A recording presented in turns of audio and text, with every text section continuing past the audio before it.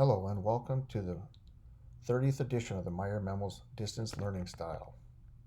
Today's April 17th, 2020. Monday, April 20th, grade 4 is a meeting at 2:30. Tuesday, April 21st, there's no staff meeting. Wednesday, April 22nd, grade 5 has a meeting at 8. Grade 2 is meeting at 8:45 and there's a swim meeting at 10 o'clock. Thursday, April 23rd, I'll be at a principal's meeting at 10 o'clock. Grade 3 meeting will be at 11, kindergarten meeting at 1:15. And Friday, April 24th, our distance learning leadership meeting is at 8:15. We have a grade 1 meeting at 12:30 and a specials meeting at 1 o'clock.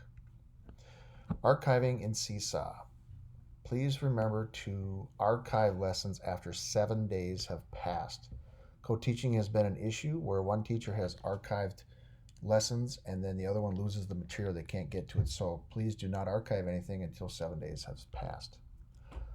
Flipgrid readings. You're probably wondering, what's this? Well, we know that the distance learning can be monotonous. We're getting a little stir crazy and the interest is starting to wane. We want to get kids excited still. So we come up with an idea within our leadership team this morning about staff would read a book on camera. We'd sign up so no one would overlap the same books. Emily will send out directions, and we'd have to have this completed by Friday, April 24th. So basically, you can go on a Flipgrid and you can pick a book and a teacher who's reading that book and listen to it, or a staff member. We'd like to get paras, we'd like to get custodians, cooks, anyone interested, because it's just so the kids can see them and it just gets them excited. Then the following week, we had an idea that Emily would select a song. Staff will take a picture of themselves holding words to that song, and then we'll make it into a video with the song. And Emily will send out details. We'll do this the week after the Flipgrid activity because it builds a connection when the distance learning is getting old. So these are two activities where we can kind of maintain engagement and get kids excited because they're probably getting really antsy. Google Meets directive. Please do not use calendar feed when creating Google Meetings when you're doing it with kids. I use calendar meetings because it's adults, but with kids you need to start meetings using a nickname and be the last one out. This will allow the person or the teacher and only you to reuse the same link. And if you look over here, here are the directions. Joins with teacher in Meet recommended for students' use. These are the directions. Please keep this handy so that you have it for your reference. Instruction. We had a big change happening, and I sent out the memo or the email this morning. We talked about it at the staff distance learning leadership team meeting today. And basically, we're going to be holding to week 3 with far as the amount of work that's going out so that we're not moving into week 4. The recommendation of having 4 subjects, we're just going to maintain 3.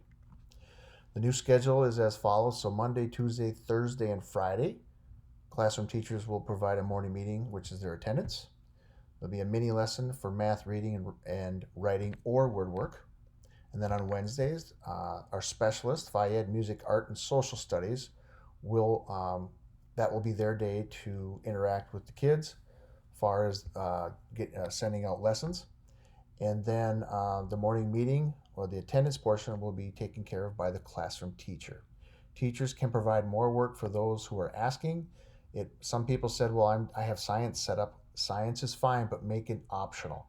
When you're teaching your reading, please put social studies, science, all those different content areas into the reading.